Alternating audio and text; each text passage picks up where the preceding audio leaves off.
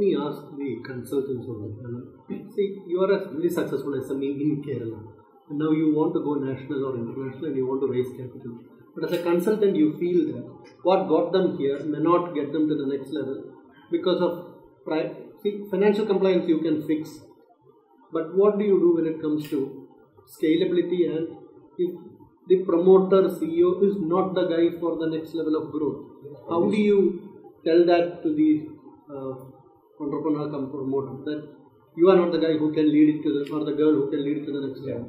But primarily, we always see that when we look at an organization, there are three key roles. One is a visionary role, second is a strategic role, third is an execution role.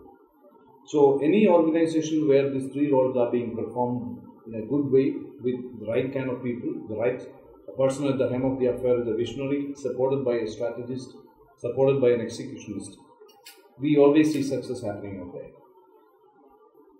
We teach or we make the entrepreneurs understand that, first of all, we have to make them understand what their role is, their position is. Every entrepreneur is not a visionary. Some people think that every entrepreneur is a visionary. No. Some of the entrepreneurs are good strategists. They are not visionary. So as long as they are not a good visionary, there is a limit they always keep. Because they always ask this, the strategist always asks this question, how? The visionaries always ask this question, why? Or why not? Okay. And the executionist always asks this question, what should be done? So we always check on these parameters and make the entrepreneur understand that what is his strength. Some entrepreneurs are very good in execution. So they may require a visionary, they may have to have a different strategy.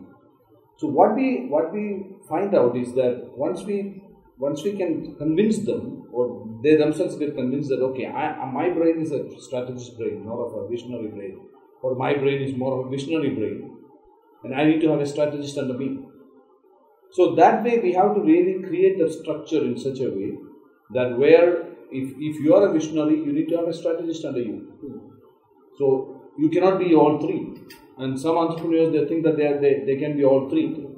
But if you want to really scale up, you cannot be all three. You need to take a position.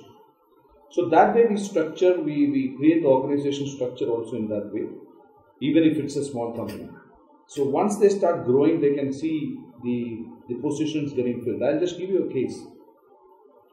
We had a client, right now they are not with us. We had a client, we worked with them for almost 2 years. They're pretty big, operation in Middle East and Kerala. The promoters are typical traditional, promoters, not professionals. So at one point of time, they found that the business is growing big time, so they want to bring some real professionals under them.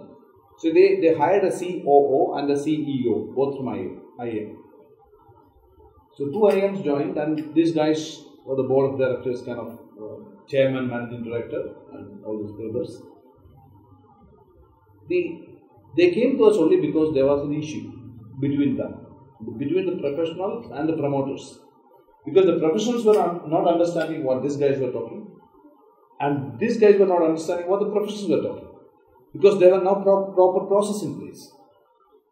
I always find that a good professional work in an organization when there is a process and a system in place. You bring in an IAM and put into an SME where there are no process and systems in place, it's going to be a terrible goof-up. So first, we always recommend the entrepreneur first to understand where you stand, then what kind of a process you have built in your organization, and based on the process and the system, you choose the right kind of people for the organization. This is the kind of a recommendation we give. And you must be knowing that the MSME space, most of the time, they have a budget for every position. They say, I want a marketing manager at 20,000 rupees. So you are actually already have priced it, 20,000 rupees.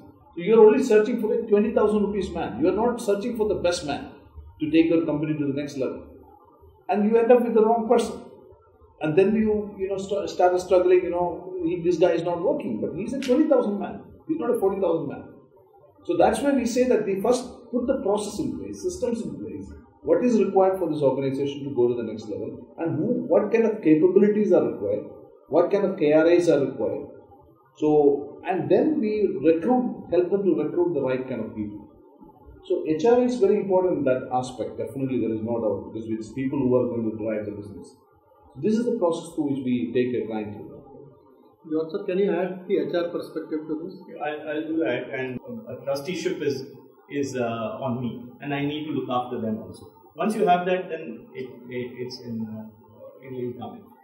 And with regard to the other aspect which Sajeev was mentioning, I think it's a very, very tough situation, because what happens is either you are the single person who's leading the entire organization, you have probably 80-90% of the shareholding, and you are calling all the decisions, most of it.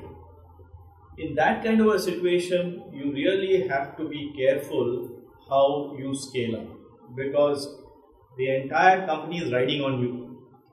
It could be a health issue actually, sometimes, which could mar the entire process. So at that particular point of time, I think it would be worth it that you bring on some other people with, not just as employees or managers, but as co-owners also, before you take the big leap. Because then only will they be interested in actually running the organization together with you. Typically, what Sajeev says happens all over the time. You bring in big ticket guys who are basically only employees. They don't have any real skin in the teeth for them. So what happens at the end of the day?